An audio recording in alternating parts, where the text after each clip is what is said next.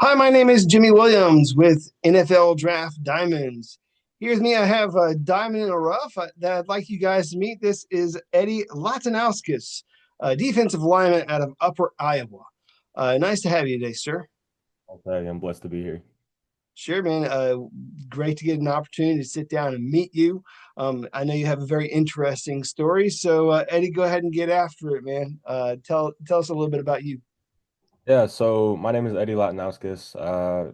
Play at Upper Iowa. This will be my final year. How it all started is when I was a little boy, around 8 or 9, I was pulling up football highlights, and that's how my love for the game kind of sparked. Didn't get into football until late elementary school. That's when I started playing flag football as a quarterback first, and then as Interesting. it went on, yeah, as it went on, my mom scrounged up anything she had to let me play organized football with the Pop Warner League, and that's how it all just kind of got the ball rolling. Played defensive line mainly my entire life. When I got to high school, I started playing linebacker and offensive line first, and then as it went on, I got switched to defensive end, offensive tackle, and so on. And then got moved to defensive tackle when I got to college. Wasn't really a high recruited prospect out of high school. COVID kind of really messed that whole thing up with my class and for everyone around me. But I got blessed I with the hear you. got blessed with the opportunity to come to Upper Iowa, and now I'm here as a senior, about to graduate with a degree, and that's what it really means. That's what it means a lot to me.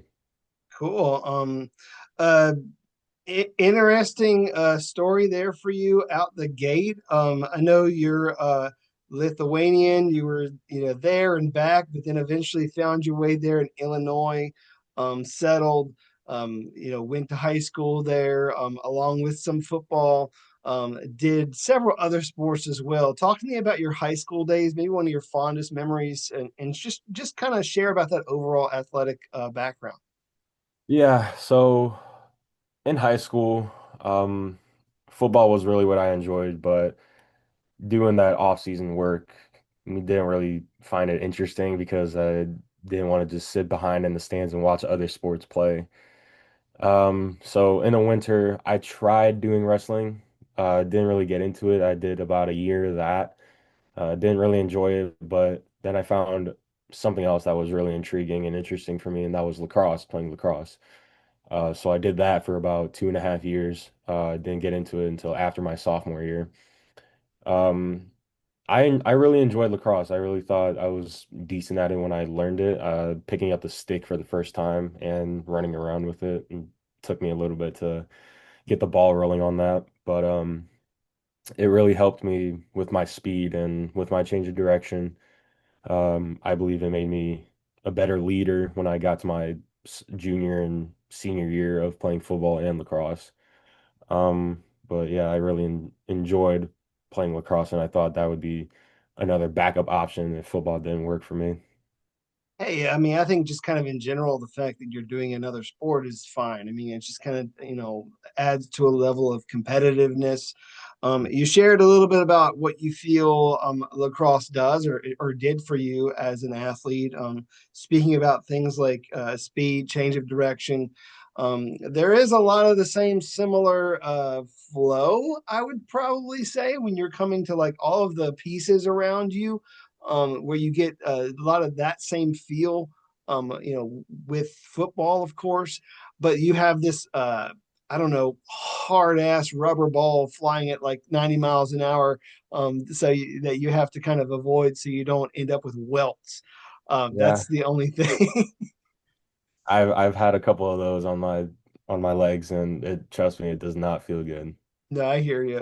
But as obviously we are talking from the platform of football, you chose to end up pursuing football, and ended up at Upper Iowa. So, again, from Hoffman Estates, Illinois, you land there at Upper Iowa.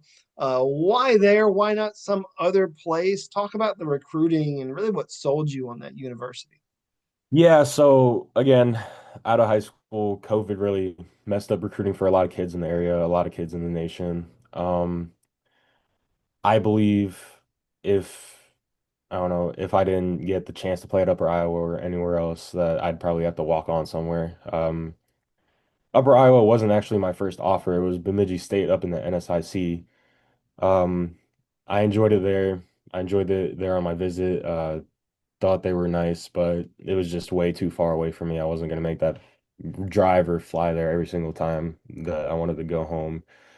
Then a week later, Coach Hoskins called me up and was like, "Hey, we want to offer you." Obviously not like that. We went more in depth with it, but he was like, "We want to Sure. offer you." Um, and I was like, "Shoot, that this is just a blessing, right?" I took, I want to say, 3 visits up to Upper Iowa before I made my commitment there, and I'll say it was just the greatest atmosphere of football I've ever been a part of, and I want to say anywhere.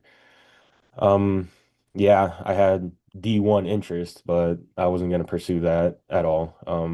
Again, if it was anything too far away, I wasn't going to go. That was kind of my like set point.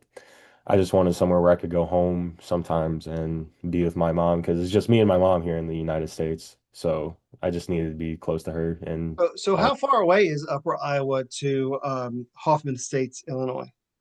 roughly 4 hours to 4 hours. four. So semi reasonable of a Yeah. drive. Still, a long ass drive in my opinion. But The more you make that drive, the shorter it gets mentally.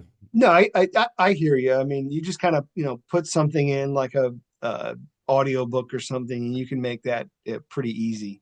About two Um, two movies worth. there you go. So, talk about what it means to be a student there at Upper Iowa before we get to all the football stuff. So, I mean, student going to class. Talk up the university if you don't mind. Yeah, of course. I mean, I believe the staff are great here.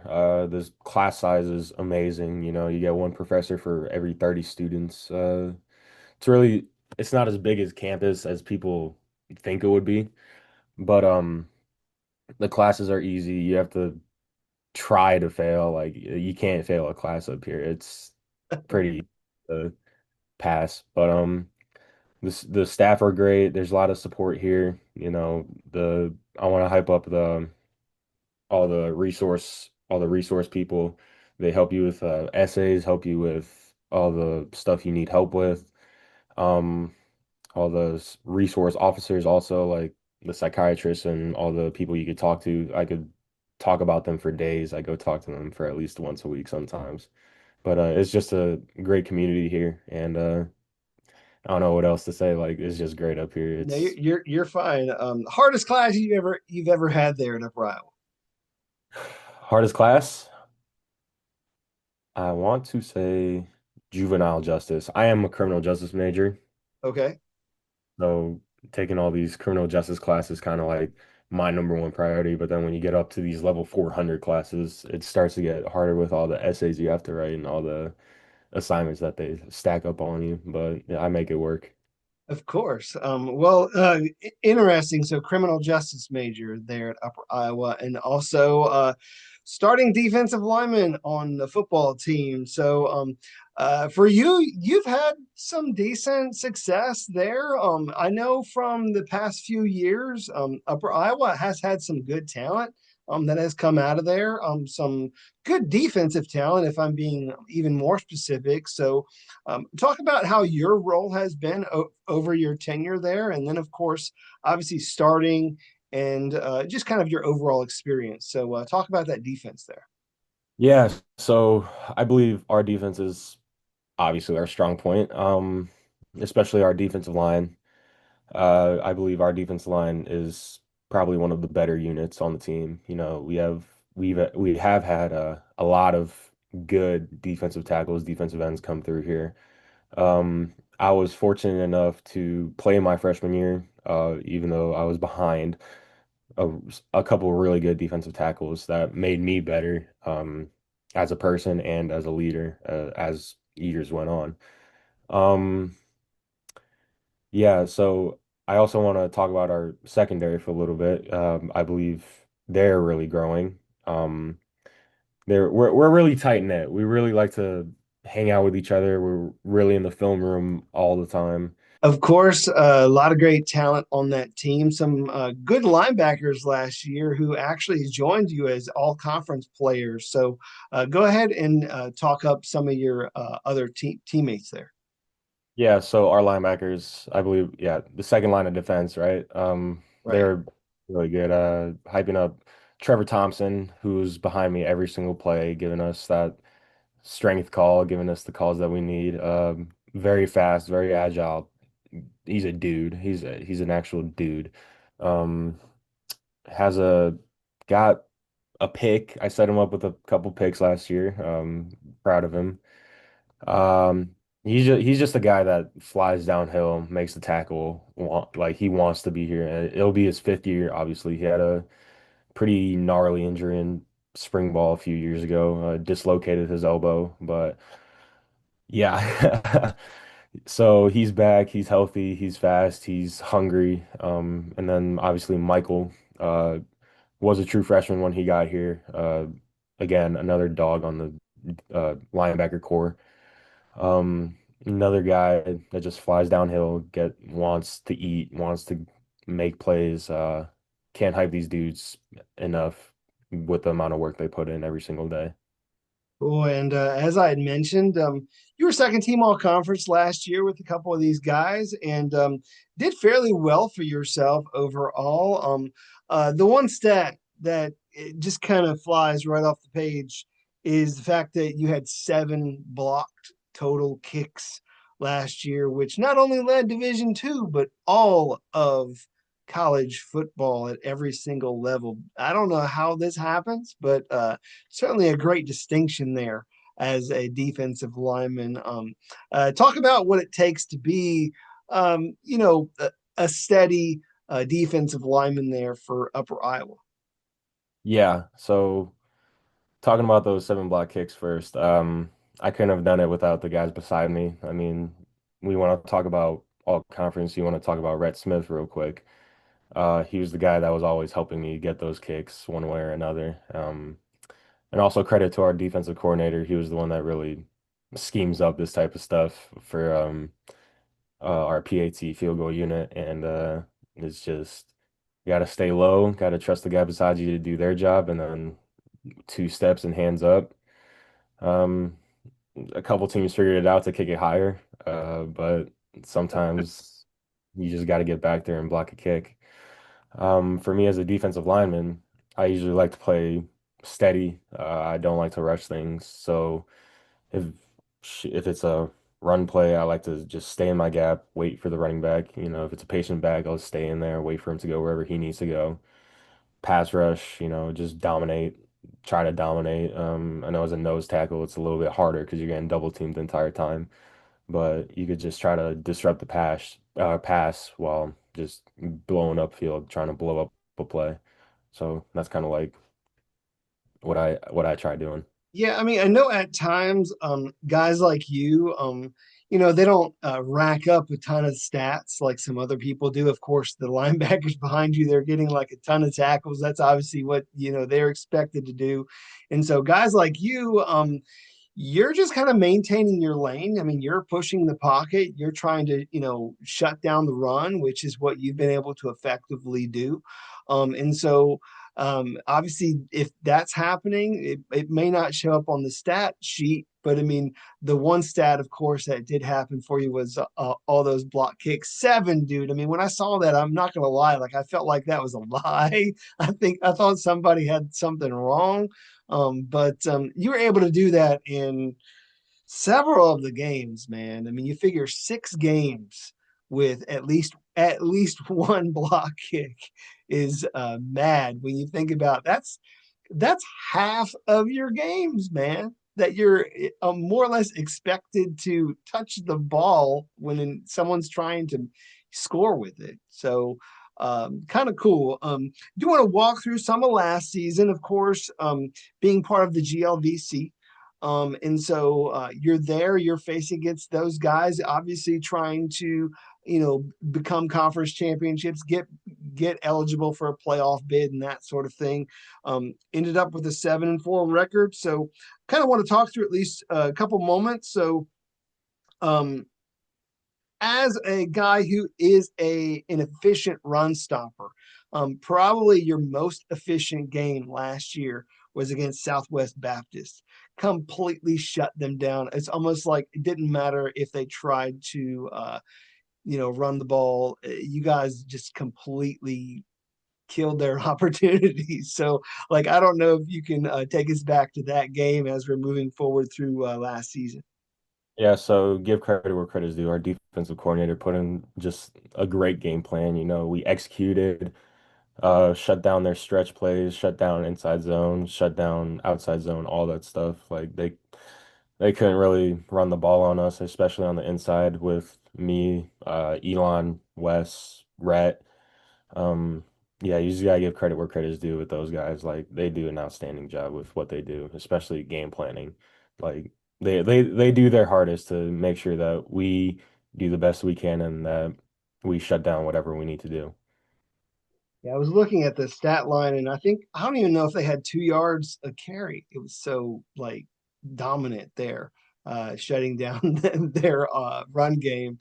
Of course, got to highlight some of these block kicks. And so the first one that I was drawn to was really your game against William Jewell. You had a moment in that game. It's fourth quarter, very neck and neck, of course. And so neck and neck, and William and Jewell, they had an opportunity to take the lead there at the very end. It's in the fourth quarter, and you were able to go out there and deliver and block a kick, really changing the tide of that game. Yeah, so Coach Hoskins preaches to us that the kicks are points on the board. Like we gotta try to take those points off the board. And it really stuck with me. Like why not? Why not just take the points off the board off of them? Why give them the extra points, right? So again, you got to give credit to the guys next to me. They do a great job setting me up. I do a great job of trying to get through, penetrating, try to block that kick. Um, and yeah, like it just amazes me how many kicks I blocked and how many I could have blocked more this season. I know. We're talking about William Jewell, but the first block kick that I got was against Concordia St. Paul, and it just kind of like grew something inside me, like, whoa, like I could do this all season and try to take points off the board, and it's a surreal feeling at the end of the day. Certainly making a hell of an impact on special teams. It's just, I go to that game and I'm thinking to myself, you guys are neck and neck. And had they gotten that field goal, they would have ended up winning that game. And you guys ended up going to overtime and ultimately ended up with a win, which Mhm. is awesome. Of course, had 2 block kicks against UIndy, which that's awesome in its own right, of course. And then just kind of want to talk about how you guys were able to close out the season with a very, I don't know, decisive win against Missouri S&T. Where at that particular game, in that with how you guys were able to shut that team down, you were able to shut down their pass game. So what do you remember from that game, and how are you going to utilize like that as maybe some fuel, maybe some momentum towards this season? Yeah, so whatever happened last season, we try to flush down the toilet. Like it's a new season. We got to go 1-0 again this season. It's just a 1-0 mentality all week, every week. But that particular game, we just executed what we needed to do. Back seven, they did what they needed to do. The front four got back in backfield, got a few sacks, got a couple forced fumbles. Is I think that was kind of a statement game for us, and it just showed. Especially when the offseason came. We had a couple guys go in the transfer portal, and then they came back because we're just bought in with what we needed to do. Like, I want to talk about Monte for a second. Like, he had a good season. Like, I'll say that he had a good season. Big, lengthy, strong guy. I think he put on like 10 pounds of muscle this season. Um, yeah, so he went in the portal for a little bit, and then he came back because he wanted to finish out at Over Iowa because we are building something here. We are building a culture, and people need to realize that as like, hey, these guys could be legit for a playoff run, right? So. We had a lot of guys come back.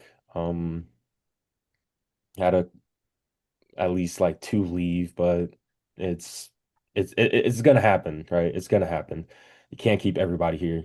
Um, and so we worked off season. Coach Vargas, he did a hell of a job training us in the off season. Always talked about how we gotta do all these little things, right? Not details. We don't call them details, just little things. Pushed us 6 a.m. every single day out in the cold. Out in that stadium under the lights, doing all those sled pushes, all those running, all the ropes, and all that stuff. Like we're building something here, and again, people need to realize that we're gonna make a serious appearance this coming up season.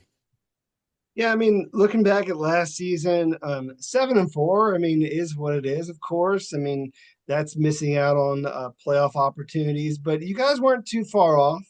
All you had to do is maybe make a couple plays here and there in order to, close out. And here's hoping that this season will be somewhat similar yet different with what you and your team are able to go out there and deliver. Of course, you yourself being able to be dominant up front, be the run stopper, and then of course if you can get to the quarterback a couple of times, then hey, that helps too. So as we're looking at you as a prospect, as a guy who hopefully will one day get an opportunity, at the professional level. What do you feel separates you from others at your position? Can you talk to me about some of your better attributes as a player? Yeah, so I believe I'm a pretty physical guy. I mean, I wouldn't expect nothing less for myself. Obviously, I dominate the run. I don't let people run through my gap or anywhere near me. That's how teams, plan out, start running, stretching outside zone and all that, right? Um, yeah, dominant guy, physical. I like to get in people's faces sometimes, that's just how it is with football. Um, I just pretty much like to intimidate my opponent. Like, you're not gonna run the ball on me. You guys are not gonna be able to block me. Gotcha. I like that word intimidate, because I mean, if you're able to intimidate your opponents, there's a lot of good talent in the GLVC, of course, and so like being able to shut down the run, intimidate them, tell them, hey, nothing's gonna get by me, and so there, then that makes them have to do things and work around you, so that they can scheme against you essentially. So um, Eddie, is great getting to know you as a football player, but I want to get a chance to know a little bit more of the guy under the helmet. So, any fun facts or interesting things about yourself that you'd like to share? Oh, yeah, well, I love to cook. I'm a big cook guy. I cook for my roommates about once a month when I get the ingredients and money to do so. Um, they appreciate it a lot. We don't get a lot of good food out that cafeteria of ours. I mean, God forbid. Um, but yeah, I love to cook. I love to just hang out with the guys, have a good time. Sail on the river if we can. We go to the river, go fishing. I'm trying to get into fishing and golfing. Um, big gamer. I like to game a lot with some of my teammates, just try to build up that charisma and try to keep building that bond between us. Sure.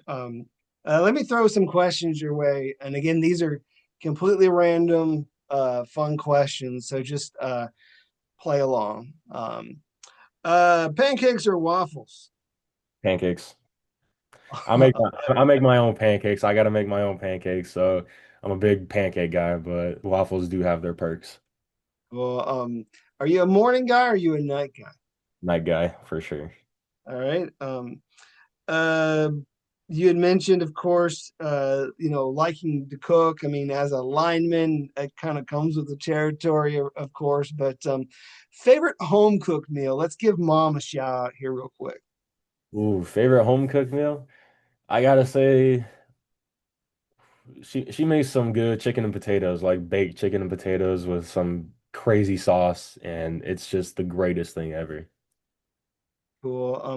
Do you want to kind of I don't know, chit chat just a little bit about your family background, of course, being Lithuanian. I don't hear it too much in your accent because you don't really have one, but has any of that really played into you, your I don't know, character, personality? Because I mean, I know you've had to, go through this whole back and forth business a little bit, but can you talk through it somewhat? Yeah, so we moved around a lot, obviously. When that was happening, I really didn't try to make a lot of friends because I knew that I would probably never see them again. And when I was younger, technology wasn't like that great, so I didn't really have a phone with me to keep in contact.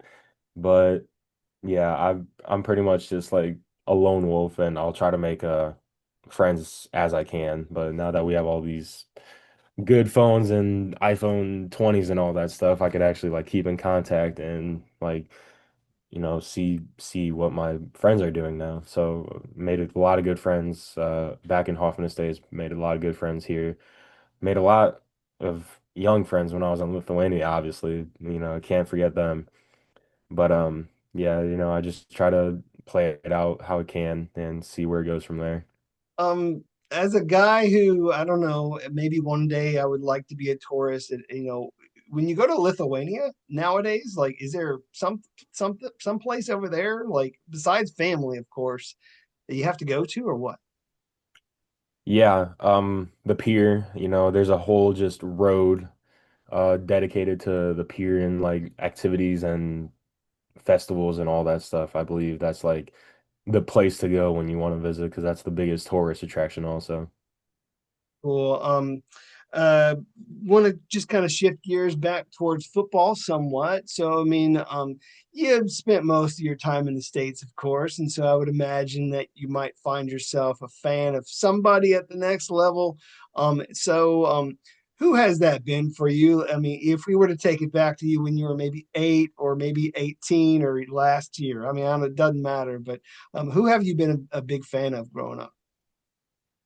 Oh man, all right. So I watched a lot of Akeem Hicks. Like that is the guy that I want to measure my game to. I mean, he's just big, physical, and probably one of the most dominant D tackles in the game. Um, he's just massive, plugs the gap when he wants to. Also played for the Bears. I mean, I'm a Bears fan, right? So he's just had my heart. I want him out of my game against him or with him. No, I hear you. I mean, some people don't necessarily always want to affiliate themselves with the local team, depending upon success or lack thereof. It's kind of neat. I mean, Akeem Hicks, of course, one of the guys that's doing it at the elite level. Sure, it'd be nice to maybe one day find yourself there in Chicago playing alongside him. That'd be kind of sweet. Uh, as we are talking under that, of course, the idea hopefully is that we get some eyes on you this season from some NFL scouts. So, as we close up our time, speak to them directly. Tell them what to expect from you and your team this fall. Yeah, so speaking about me, I think scouts should look at that they're going to get a guy who's going to want to win, a guy who's going to be a leader on the field and off the field, a dominant run blocker, and a guy who could disrupt the pass game here and there. But they're going to get someone who wants to win and somebody who's going to want to lead. So, and around my team, they're gonna see that we're gonna win. We're hungry for those wins and that we want to make a run for the playoffs. We got a great squad coming back, we're not the same team we were last year. We put in a lot of work this season, and so they're gonna see that. Cool. And of course, if you can come anywhere near 7 block kicks again, that's going to be one hell of an impact. If you can do that yet again, even if you can get a few, dude, I mean, having that many is certainly awesome. Being an excellent game changer on special teams certainly sets you apart from a whole lot of people. And so, of course, we hope the best that you get those opportunities this year as well. And moving forward, hopefully, you and your teammates will have a great season. So, I want to wish you all the best. All right. I appreciate it. Thank you so much. Sure. Once again, I got with me Eddy Latanauskas, defensive lineman out of Upper Iowa. Check him out this season.